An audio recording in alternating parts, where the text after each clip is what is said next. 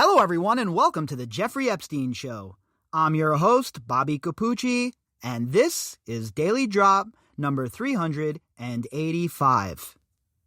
What's going on, everybody? So, we are on the eve of our first ever Ask Me Anything segment, and I've decided to host it right here on my platform at Spreaker.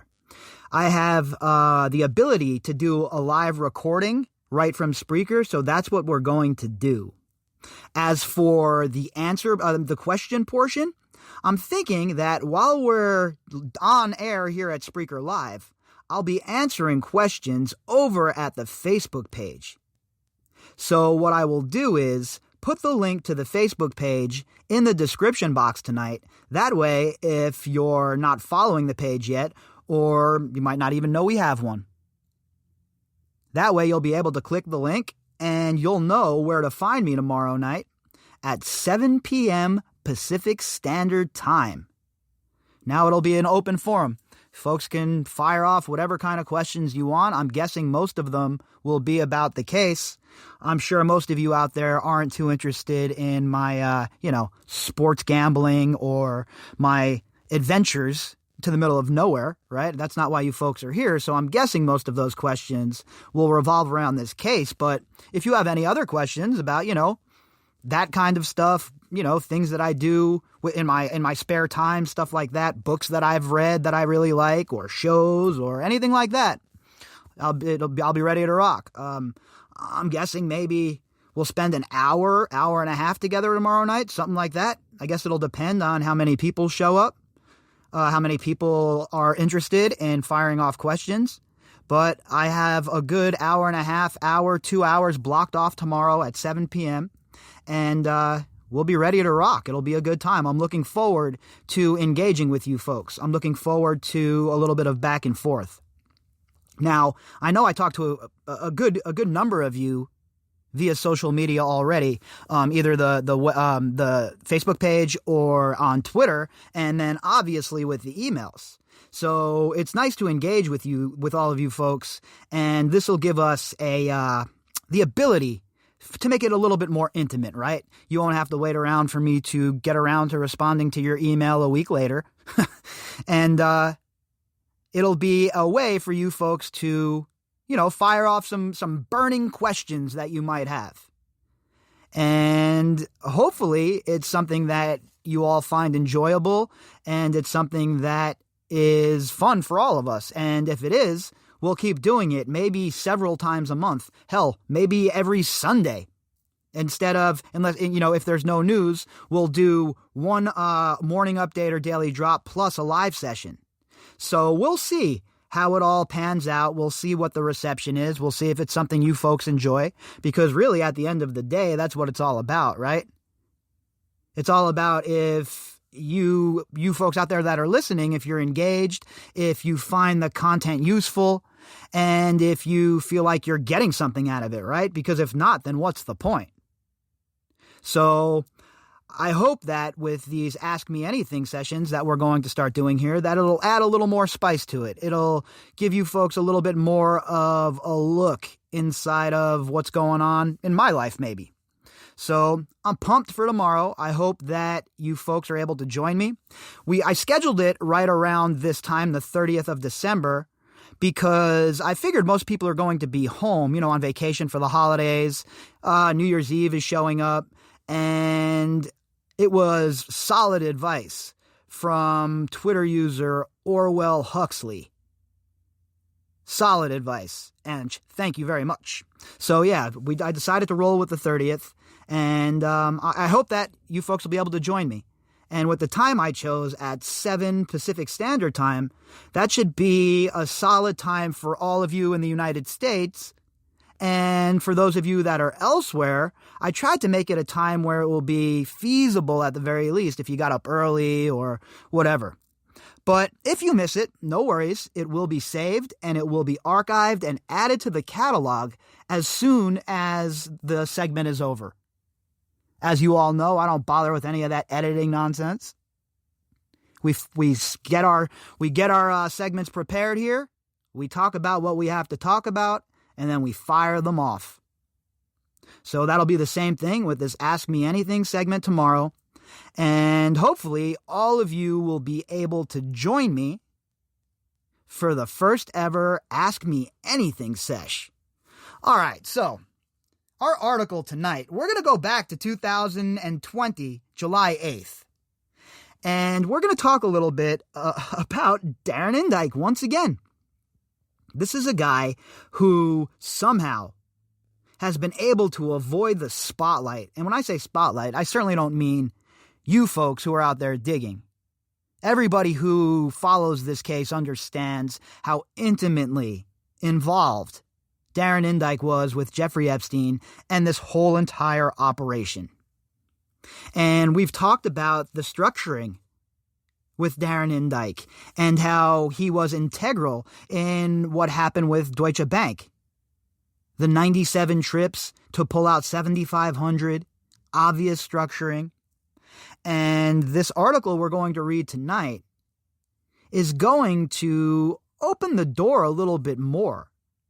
It's going to talk a little bit more about the jeopardy that Indyke probably has already found himself in over this sort of thing.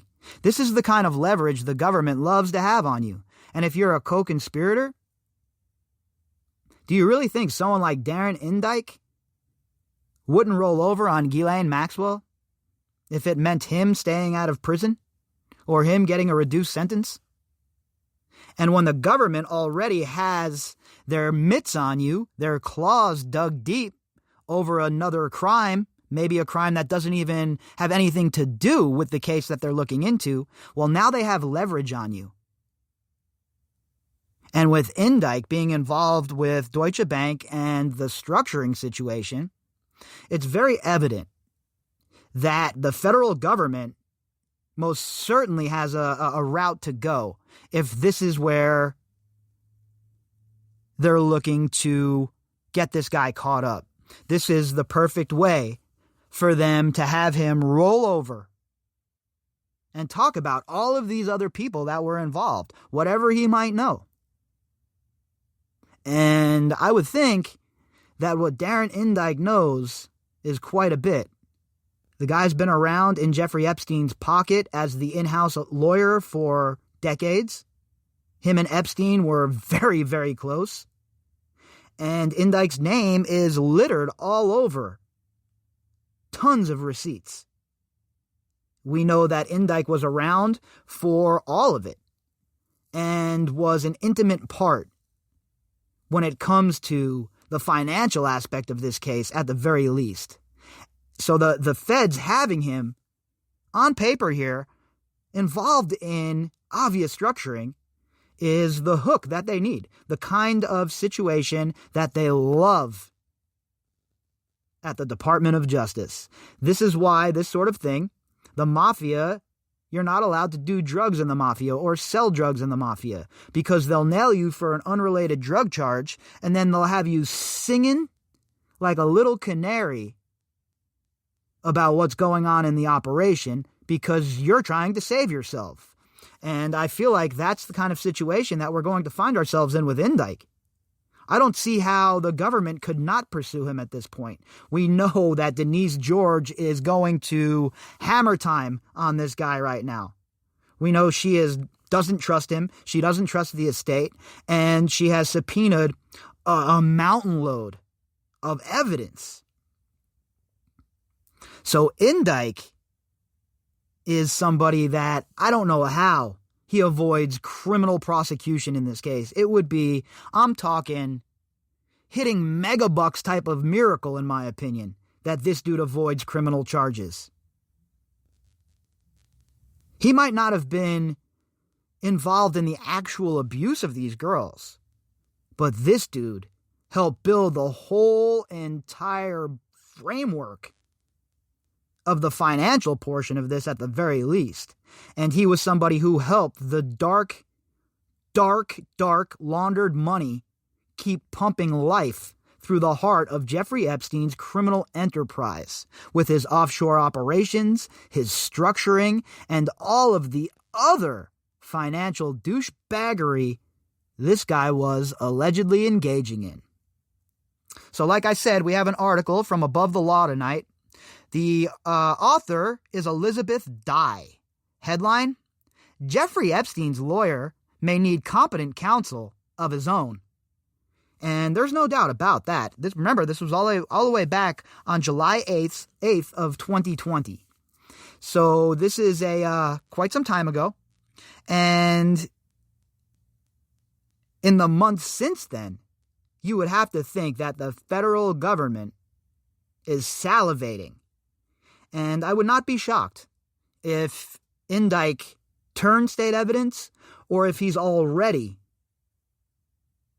speaking with the authorities. Holy structuring, Batman! Yesterday, Deutsche Bank inked a $150 million settlement with New York's Department of Financial Services for the bank's failure to comply with anti-money laundering laws in its dealings with Jeffrey Epstein and two small foreign banks. So, we covered this at length when it first happened with Deutsche Bank, the $150 million fine, how it's a slap on the wrist, and how the institution could care less. Why? They couldn't care less, okay? They will pay the $150 million and keep it moving. That's why it's so important for these executives at these places like Deutsche Bank, J.P. Morgan, and the other financial sector institutions.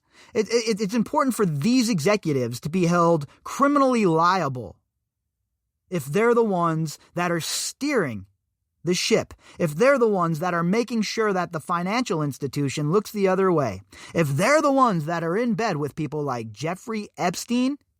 The institution should have to pay a fine, sure, but there should be criminal liability for whoever is in charge of the department that this is occurring in.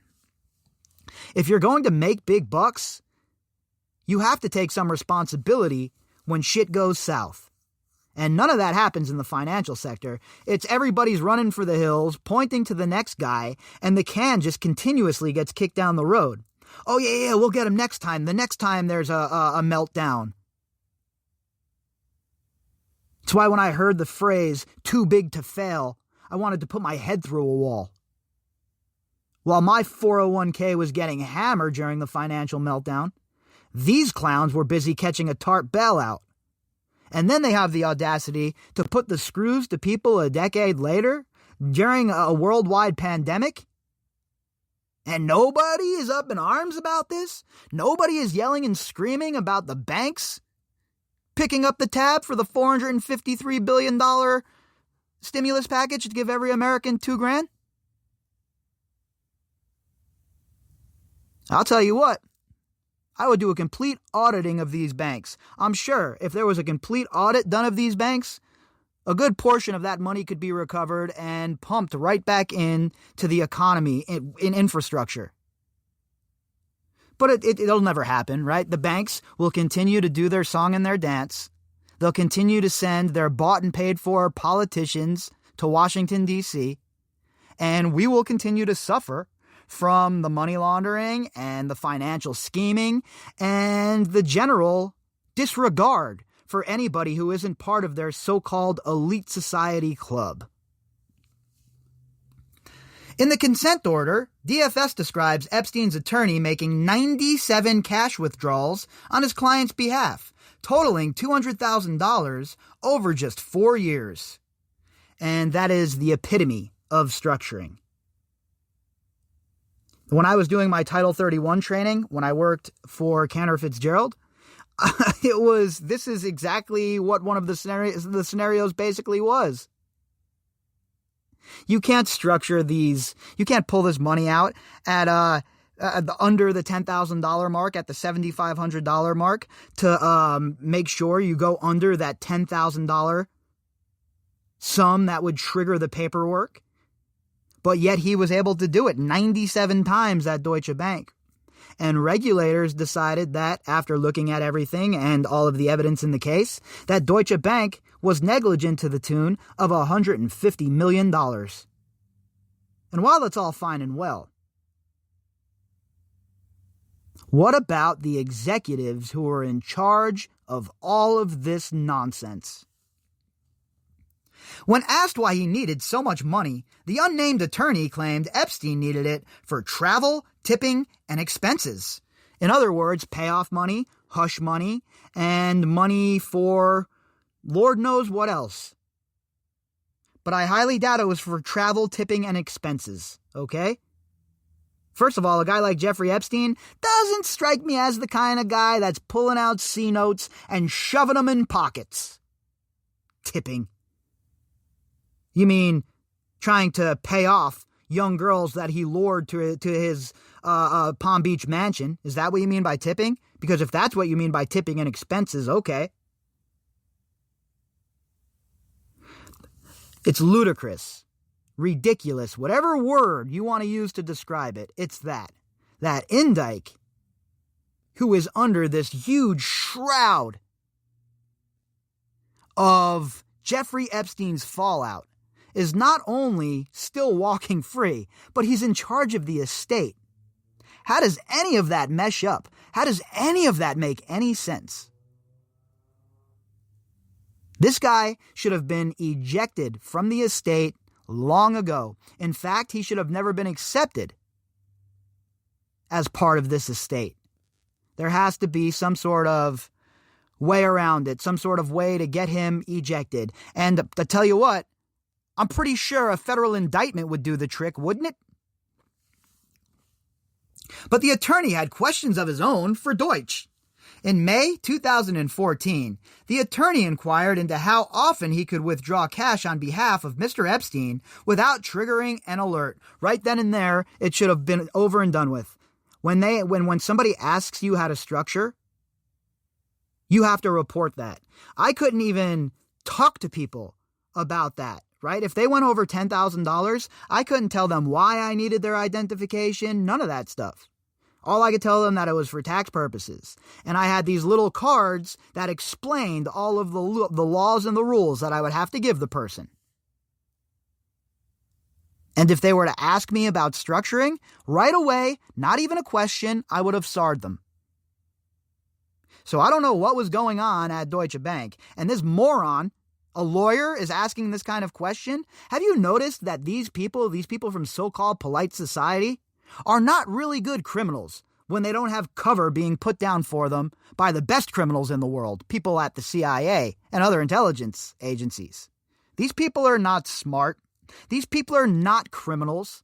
And they're not built for this life when the pressure gets turned up. You put these people in a room with an investigator and a hardened interrogator, and these people will crack. And the more I think about it, and the more I learn about Indyke, I would not be shocked to find out that he is already cooperating with the government and has already provided a proffer statement.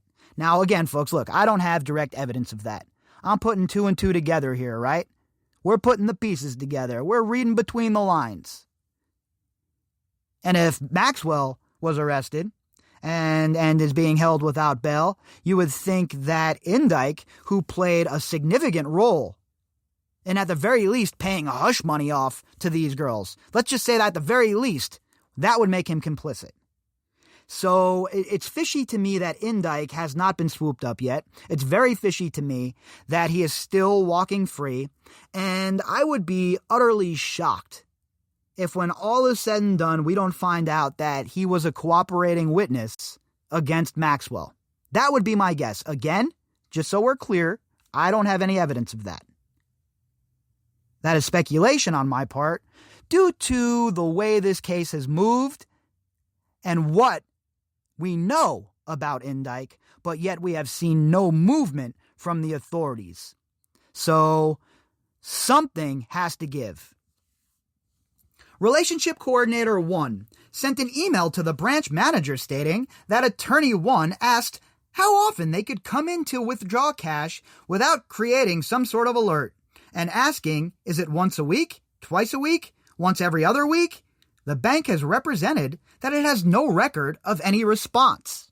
There should be no response. But I'm guessing in this financial sector that the manager probably came down and spoke with Indyke one-on-one.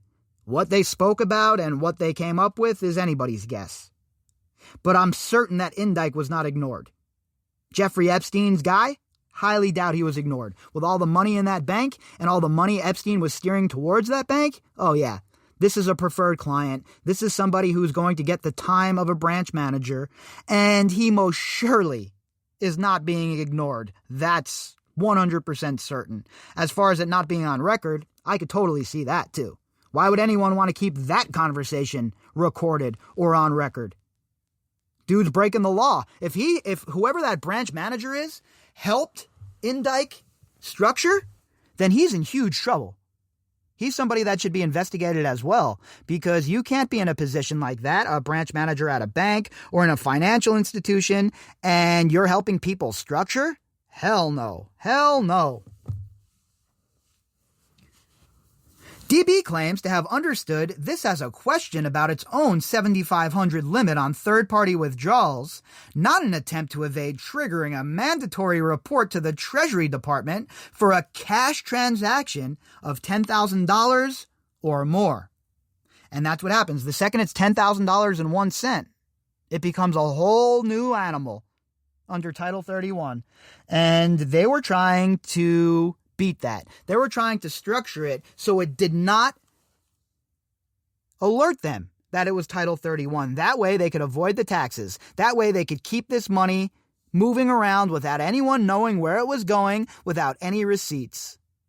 You know, all of the stuff we've been talking about here on the podcast for a while, but really, for the past few months, we've zeroed in on this whole financial aspect, and this is why. This is the kind of shit that was happening. And when you see it as if it was just this one story, you'd be like, oh my God, what a moron this guy is. He's trying to get over. Okay, I get it. But when you add it all up and you see all of this happening over and over and over again with a bunch of different players on the same stage and in a bunch of different sectors, be it academia, the modeling world, finance, you have to say to yourself, all right, how many coincidences are there? Or is this a well-oiled criminal enterprise that is moving like nobody's business? And to me, after everything we know and all of the people that have been outed, it is quite obvious that this isn't just a bunch of coincidences, okay? This is a man, Jeffrey Epstein, and a woman, his alleged co-conspirator, Ghislaine Maxwell, who had this whole entire operation running like they were mafioso. They had money laundering, sex trafficking, a honey trap, you name it. These people had it going on. In 2017, Epstein's lawyer asked again, but this time he specifically wanted to know whether a withdrawal transaction in excess of up to $10,000 would require reporting and, upon being advised that it would, broke up the withdrawal transaction over 2 days. They should have never allowed it. The second he asked that question, if he tried to take out less than the 10 dimes or put in more than the 10 dimes, nope. You're not making this transaction, sir. And not only that, I don't want to do business with you anymore. Your account is frozen, and you'll have to speak to the branch manager. The SAR should have been filed, and the ball should have been rolling. This dude is engaged in structuring. This is a crime. This is a federal crime, and he should go to prison for this, if nothing else. So again, I really strongly believe that Indyke is cooperating at this point. What else could it be that's keeping him out of the clink?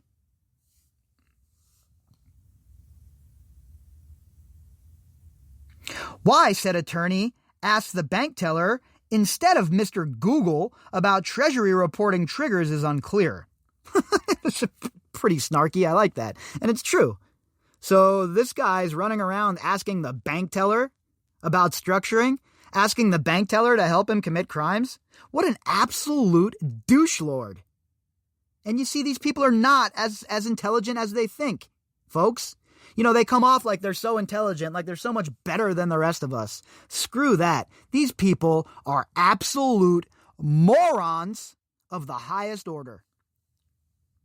But if he had done a minimum of research, he'd probably have discovered that the government takes a rather dim view of structuring transactions to evade reporting requirements. 100%. I had to take classes on this shit. It was serious business.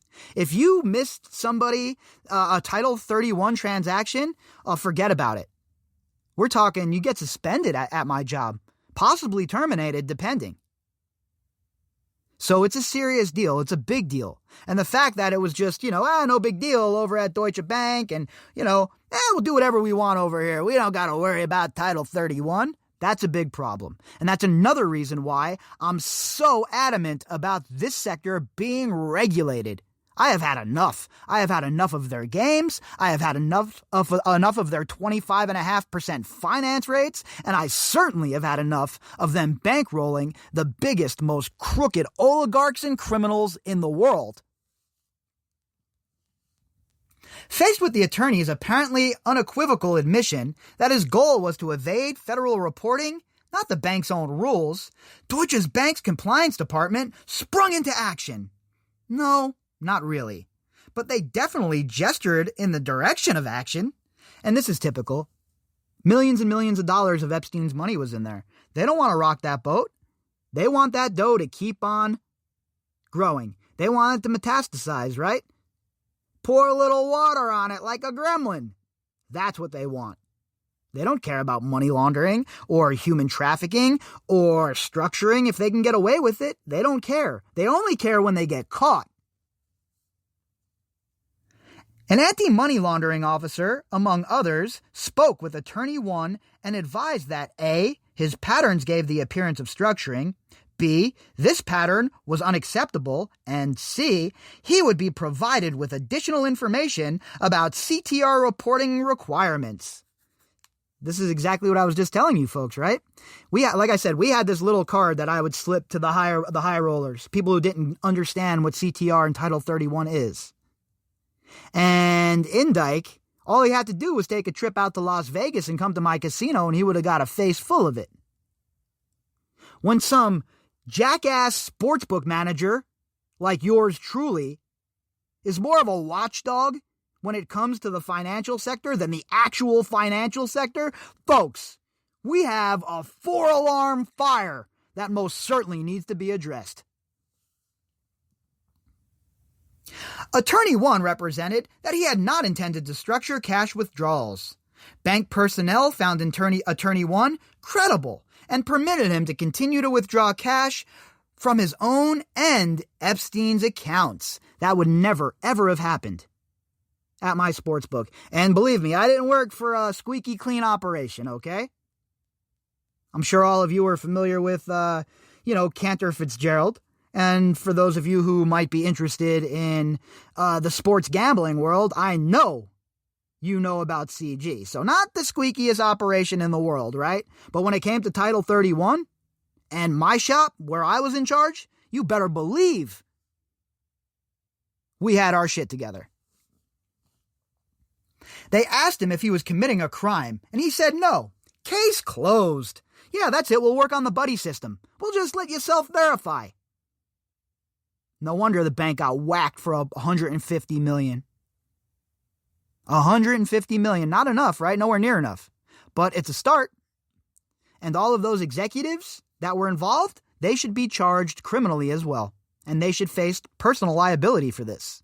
And every single one of these money laundering dollars that is taken from these people should be pumped back in to the American people's pockets via infrastructure or otherwise.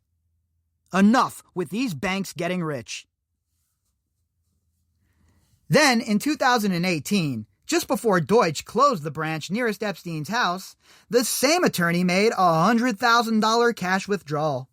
When asked, he explained that Mr. Epstein needed the funds for tipping and household expenses, which seemed to satisfy the bank. Oh, well, isn't that nice?